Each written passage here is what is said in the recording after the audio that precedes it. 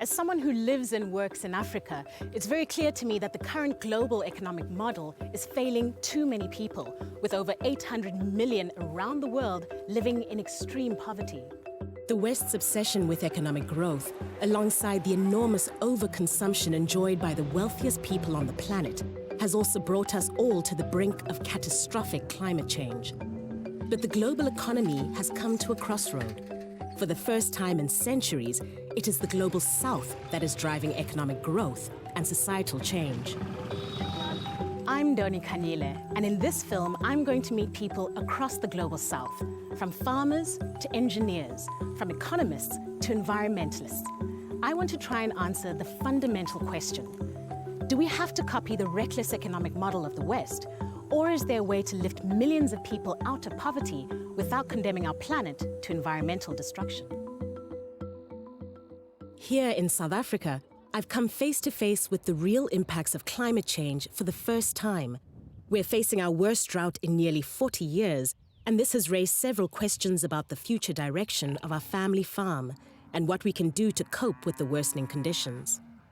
How have you seen that the farmers just generally in the area have been affected by this, these drought conditions and just rains being so late this year? Well, what you find is that because of the lack of rain or the shortage of rain, that farmers have to either keep less cattle on their lands or feed them, supplement their feeding more, which costs us money. How have rain patterns kind of changed over the years that you've been here? Do you find that you are seeing more and more drought seasons? We are seeing more drought seasons. As we were driving through, the rivers are dry. The dams are very shallow. Yeah. Even this dam and this camp here, it's very shallow. It has affected us a lot in terms of what the cows drink and also the grass as well. Yeah. So it's affecting us. They're kind of intimidating when they're in a group, eh? Oh, that one was looking so angry. It looked like it was going to come at me. How many of you got so far? 77. 77? Yes. 76. Not bad. Not bad.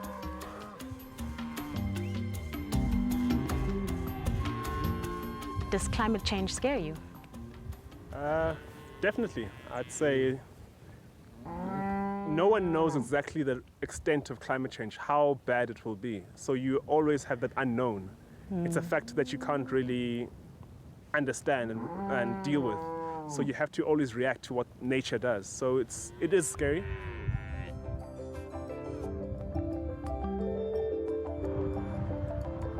I want to hear the opinion of another South African, Kumi Naidu, on whether lifting people from poverty must automatically lead to environmental destruction. He's one of the world's most influential environmentalists and has been head of Greenpeace International since 2009. The struggle to avert catastrophic climate change is bigger than the struggle against apartheid, the struggle against civil rights, the struggle to ensure women have the right to vote and gender equality. Climate change is more important than all those struggles put together. Because with all of those other struggles, we have a chance to redo, to get it right eventually. With climate change, we have a very small window of opportunity that's fast closing. And once we lose that, it's game over. We always hear people talking about the jobs versus environment crisis and that the two are fundamentally opposed in a way.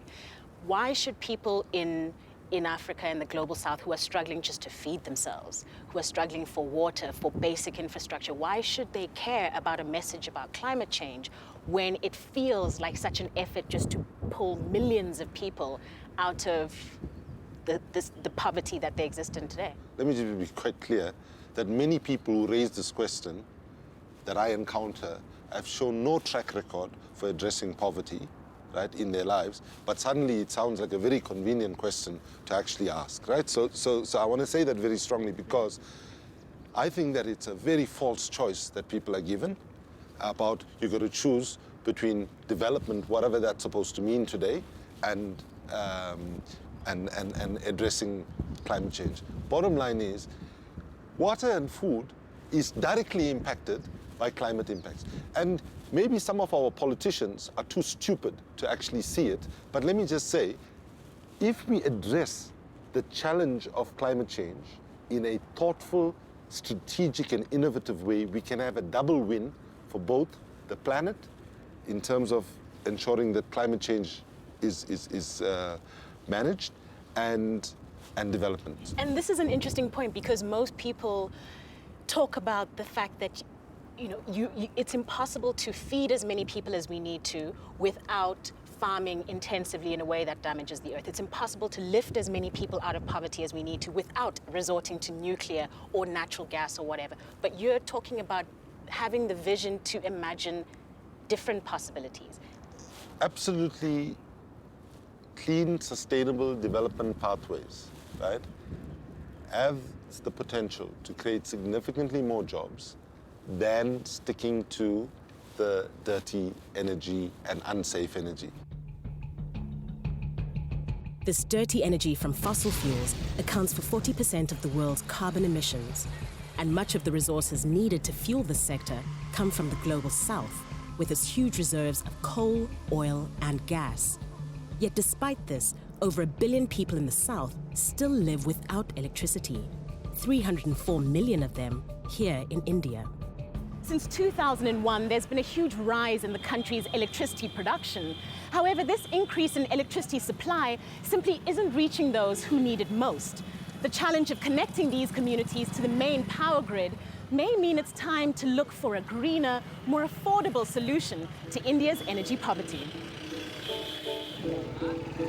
I'm in India to visit Sukrali, a small village in the state of Uttar Pradesh, which is the latest community to have signed up to have a solar-powered microgrid installed.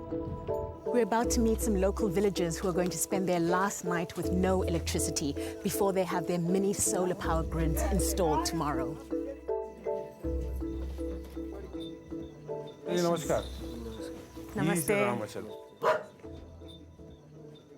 What are you hoping that the solar grids that are installed tomorrow, what are you hoping that they will change in your life? तो वही light है जी, अंधेरा रहता है, बच्चे अच्छे रहेंगे, जलेगा तो अच्छा रहेगा, यही से चाहते हैं लाइट दुनिया, इसी से पूरे गांव वाले मिलके चाहते हैं. Because you don't have access to electricity, what do you use for light, for cooking, to do what you need to do for your family every day? वही ढबरी जलाते हैं, मट्टी तेल से. And in your mind, is kerosene a good way to light your home, to power your home? अच्छा तो नहीं है कि जब भी मिलती तो अच्छा, सुरजा अच्छा मिल जाए तो अच्छा है. Hundreds of millions of households around the world rely on fuel-based lamps to light their homes. The air pollution these cause have huge health implications and lead to an estimated 1.5 million deaths every year. So you must have to cook for your family, your children every day. What is that like for you when you don't have electricity to work with, to cook with? खाना बनता है अंधेरे में क्या खाए क्या पिए कौन मेर कर रहा है परेशानी तो आई बनाने खाने में दिक्कत पड़ता है अब जब लागी तब तो आराम मिले भाई के Access to electricity is a key component in helping rural communities develop. It benefits schools and health clinics, and it can help the productivity of farmers and small businesses. Lighting public spaces helps improve security, especially for women, while being able to charge a mobile phone helps a community connect to the outside world. Miragao Power is one of the companies installing solar-powered microgrids in communities such as Sukrali. They've already installed grids in 22,000 households. Each home gets 2 lights and 1 mobile phone charging point, and it all costs less than 30 rupees a week, which is less than $50. This one solar panel that you're putting up now and the 2 additional batteries that we'll put in downstairs will be able to power how much? Up to 14 customers. Up to 14 households in this community, Right. using 2 LED lights LEDs and one mobile phone chargers. That's very impressive.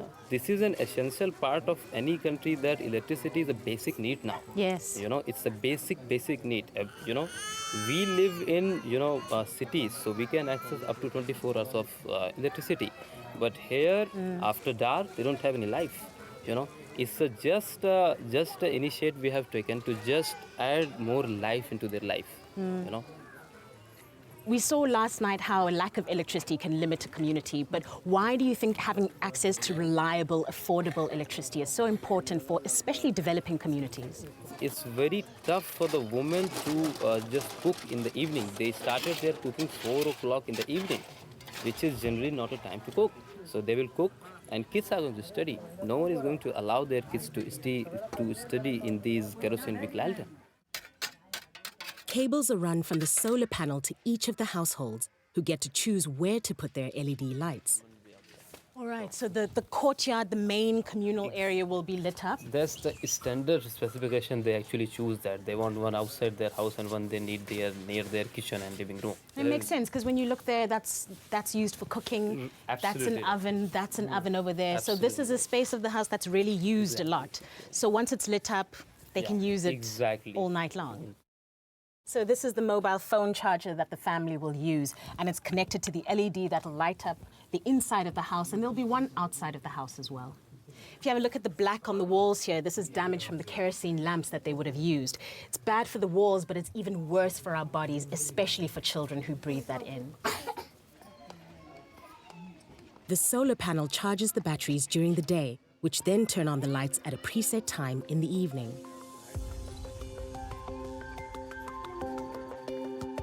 The moment we've all been waiting for, huh? It's incredible. It changes the feeling of the house completely. And even inside the house, all of a sudden you can see into the rooms, you can see into the house. Yesterday we couldn't see anything beyond this point. Let's go have a look at some of the other houses that have been lit up.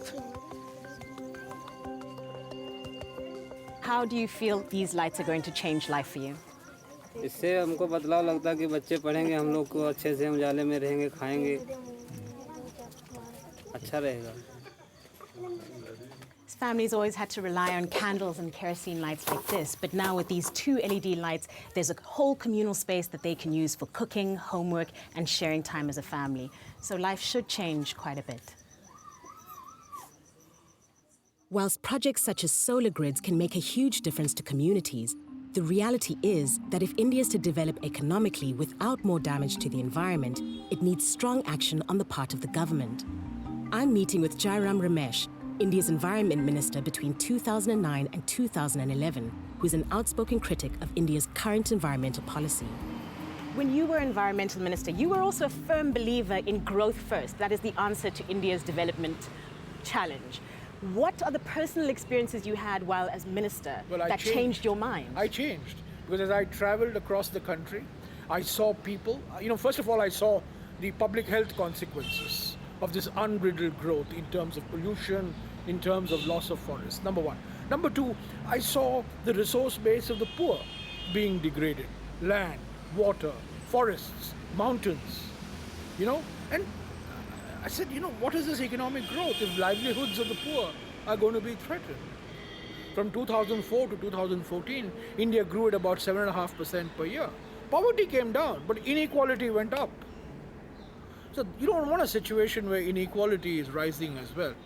And there are those who might say that what India has been doing thus far has been working. You have grown the economy, created new jobs, and created a large middle class. Why fix what doesn't seem to be broken? Ultimately, the gains of this economic growth are being usurped by a few, and the pains of this economic growth are being borne by the many. And you don't want the dichotomy. So environment is not a middle class issue anymore.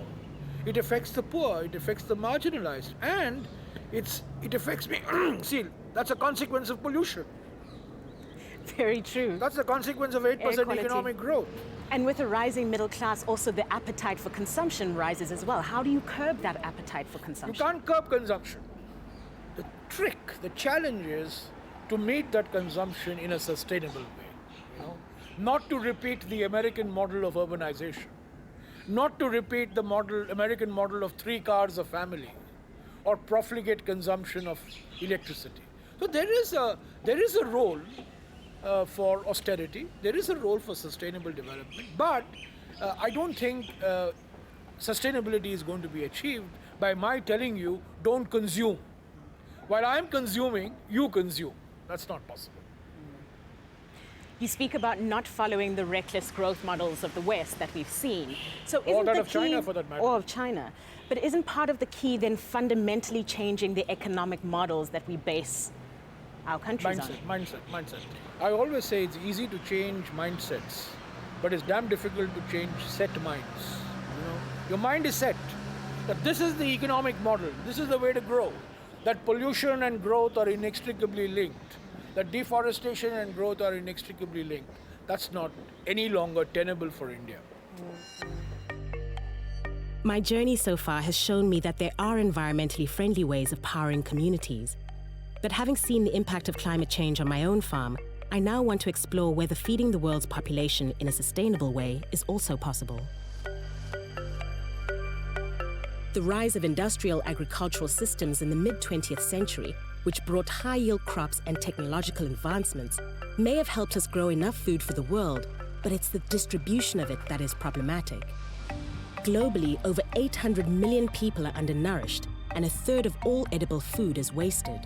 This food system is also responsible for nearly half of the world's human greenhouse gas emissions. The paradoxical nature of the system is particularly pronounced in the Sahel region of Africa, where robust economic growth has coincided with a dramatic rise in the number of people struggling with chronic hunger.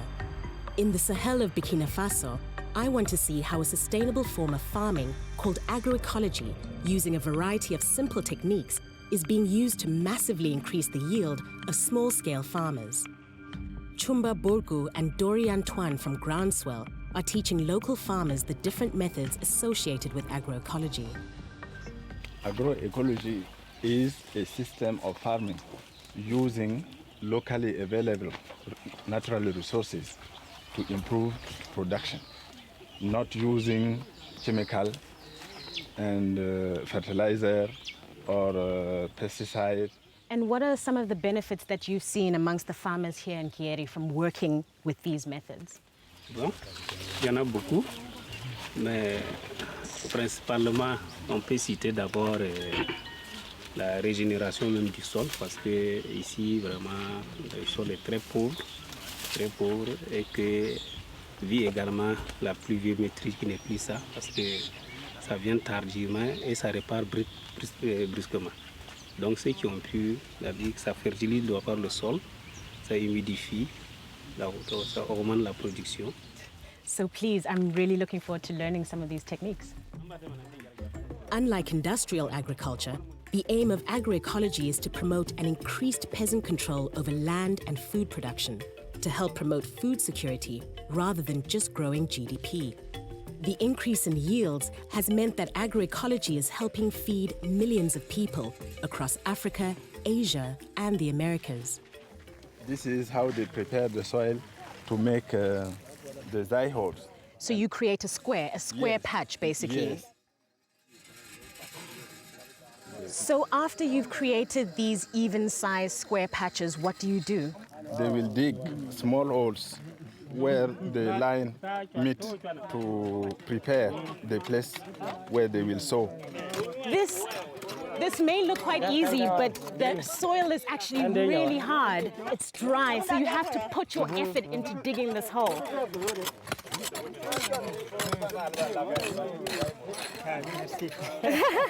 I think he's saying that I'm not doing much of a good job at it. We started off, we made the lines, even lines, and we dug the holes. Yes. What's just happened here? We put organic manure to make sure that when we recover it with the topsoil, it can help improve the soil. So you put organic matter manure in so it nourishes the soil, Yeah. and it also makes sure that when the waters come, the rain comes, Yeah. that rain saturates in and it's more effective in the soil than there. Absolutely. I see. Absolutely.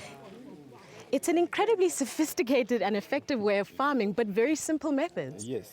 I imagine that it being so simple, it makes it easy for farmers to go from village to village teaching one another. Yes, it's very easy. It's not expensive. You don't have to import anything. So you don't need to have much money or much labor to do this. Yeah. Sometimes the simple solution is the most effective. Yeah. Ile hon lite. Ta hala shu ko ibtina na be ber homa. Tibi lubani titab kwa kibiriga kwa hone opugumbo ma. To menyumo mambitin la yari ba ba be sama. Hanu mi kwa mancherho hambo ne budimo we kwa be ni. Kumu ko ko pugun la be de be santi mompo.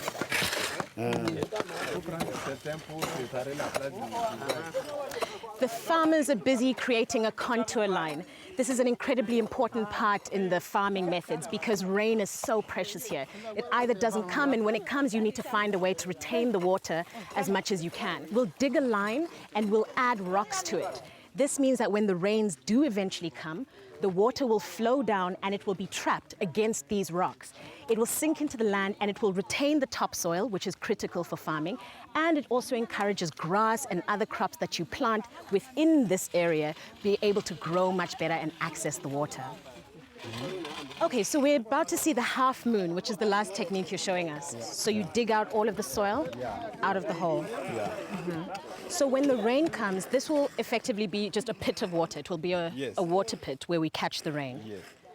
So it's the exact same technique as the zai hole. You're just doing it on a much bigger piece of land. Yes, and this one is far more effective.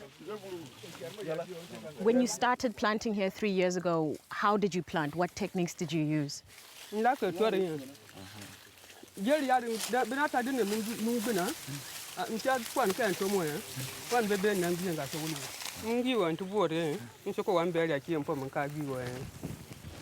Would you recommend to other farmers that they should start farming the way you do?